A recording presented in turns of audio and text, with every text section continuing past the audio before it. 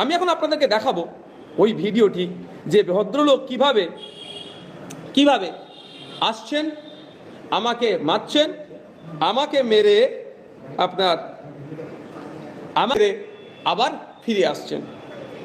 আমি রোটেট মুডে হয় নাকি দেখছি, এটা আমি মোবাইল সম্বন্ধে খুব একটা বেশি জানি না, আমি একটুখানি অপেক্ষা করুন।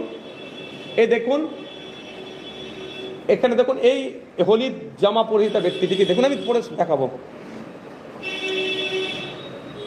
ঢুকছে, হ্যাঁ দেবো দেবো, অবশ্যই সবাইকে ভিডিওটি দেবো। আপনাদের বলবো আগে দেখুন, আমি আর একবার দেখাবো, আগে দেখে নিন। আপনারা নজর রাখবেন হলুদ টি শার্ট পরা ওই ব্যক্তিটি,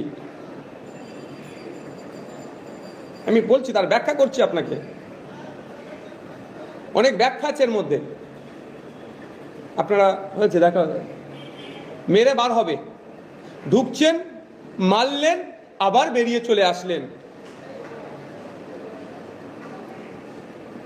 ভিডিওটি সমাপ্ত হয়েছে।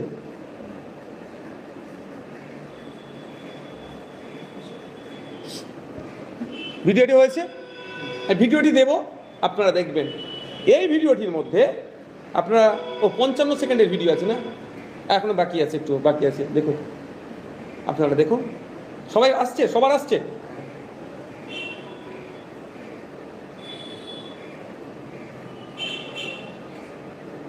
আপনারা ভিডিওটি দেখুন, তারপরে আমি ব্যাখ্যা, মানে এনার যখন বার হবে এনার বডি ল্যাঙ্গুয়েজটা আপনারা একটু দেখবেন।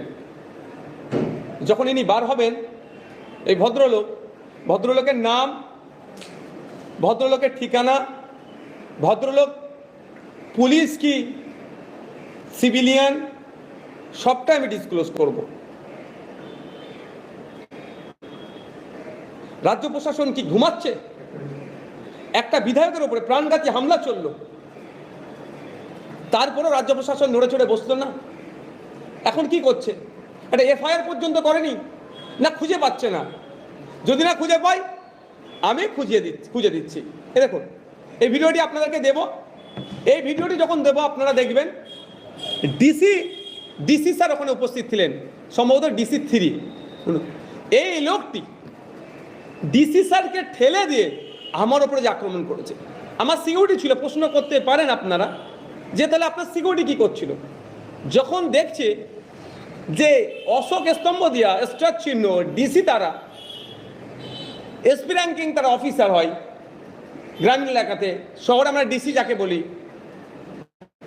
বা সিপি র্যাঙ্কের যারা অফিসার হয়, তো যখন ঢুকছে ডিসিকে যখন ধাক্কা মেরে দিয়ে উনি ঢুকছেন, নিশ্চিতভাবে এরা ভেবেছেন যে সিভিলে থাকলে ওরা হচ্ছে সিপি হতে পারে, বা মানে ওনার থেকেও বড় অফিসার।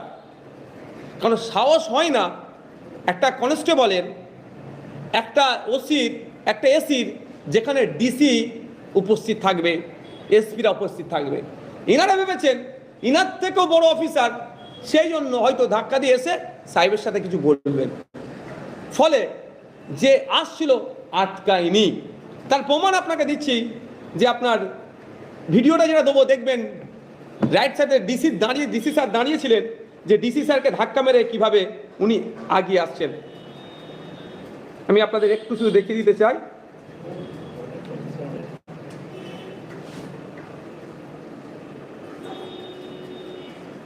এখানে এখানে আমার সামনে যিনি আছেন খাকি পোশাক, এটা ডিসি স্যার। এই দেখুন, ধাক্কা মেরে ডিসি স্যারকে সরিয়ে দিলেন।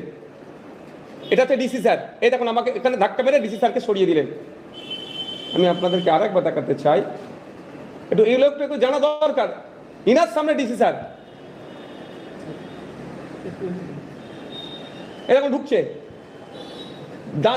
ওনার লেফট সাইডে আমার সিকিউরিটি, ওনার রাইট সাইডে এটা করে দেখুন, ওনার রাইট সাইডে আমাদের রাজ্যের কলকাতা পুলিশের ডিসিটাকে ধাক্কা মেরে ঢুকে আমার উপরে হামলাটা চালিয়েছে।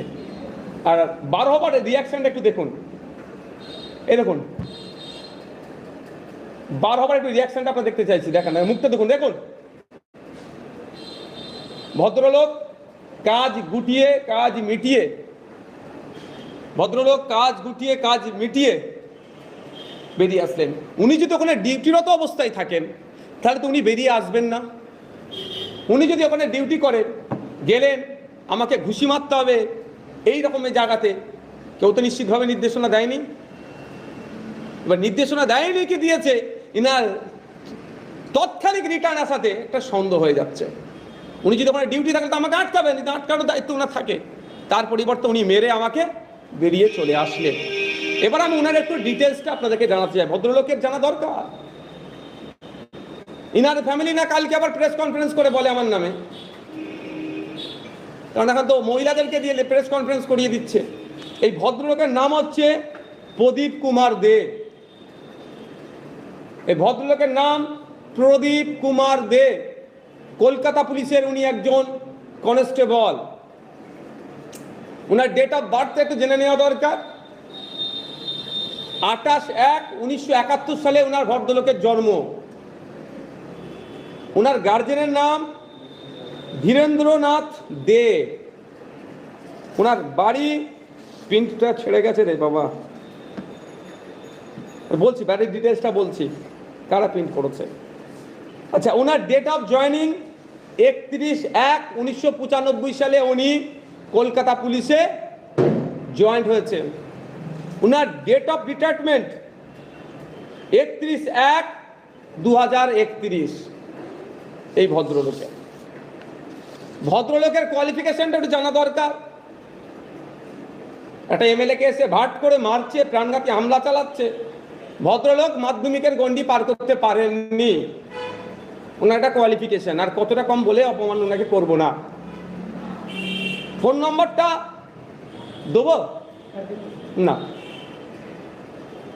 ওনার সাথে আমার আইনি লড়াই হবে। ফোন নম্বর বললে কেউ ওনাকে ফোন করে ডিস্টার্ব করতে পারে, ফোন নম্বর পর্যন্ত আমার আছে।